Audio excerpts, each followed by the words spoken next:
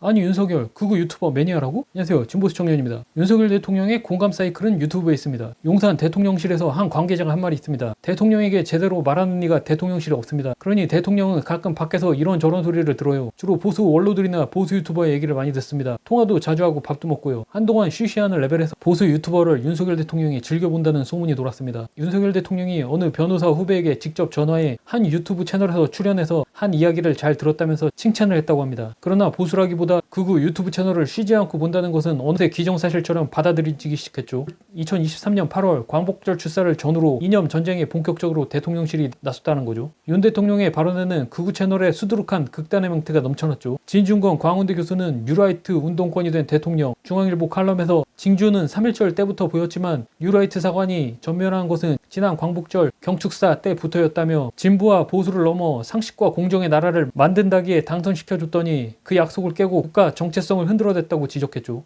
사실 윤석열 대통령의 보수 유튜브에 대한 눈길은 뿌리가 깊죠. 강승규 시민사회 수석은 2022년 8월 극우 유튜버 이봉규 TV에 직접 출연해 낸시 펠로시 미국 하원의장 홀대 외교에 대해 해명했죠. 위치가 대통령실 수석쯤 되면 방송이든 신문이든 어느 언론사 어떤 코너에 출연할지 여부도 정무적 결론을 내 출연해야 하는데 강승규 대통령실 사회수석은 보수 지지층도 못마땅하게 보는 극우 유튜버를 선택합니다. 본인이 애쓰고 있다는 것을 대통령이 직접 보고 알아주기를 바라는 것 같습니다. 이봉규 씨는 대선 당시에도 언론 인터뷰 등을 통해 윤석열 후보가 이봉규 TV를 본다고 자랑해온 인물이죠. 이준석 전 국민의힘 대표는 2023년 2월 윤 대통령에 대해 보수 유튜버 세계관을 받아들이고 있어 안타깝다며 그걸 못 벗어나면 영영 답이 없다고 주장했죠. 대한민국 국민들이 일반적으로 갖는 인식과 너무 다른 세계관에서 윤 대통령이 잘못된 인식을 갖고 이상한 판단을 이상한 무적 판단을 한다는 것이 이준석 대표의 지적이었죠. 국민의힘 전당대회에 출마한 인물이 극우 유튜버들이 당 최고위원에 도전한 것도 유례없는 사건입니다.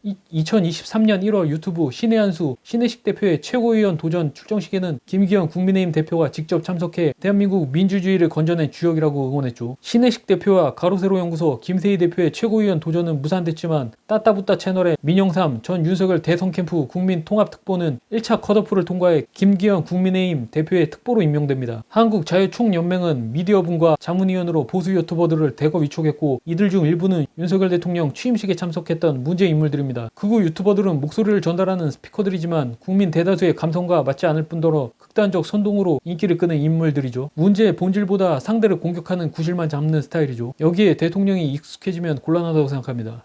그래서 오늘 한 줄평, 윤석열 대통령 극우 유튜버 끊으세요. 지금까지 진보수 청년이었습니다.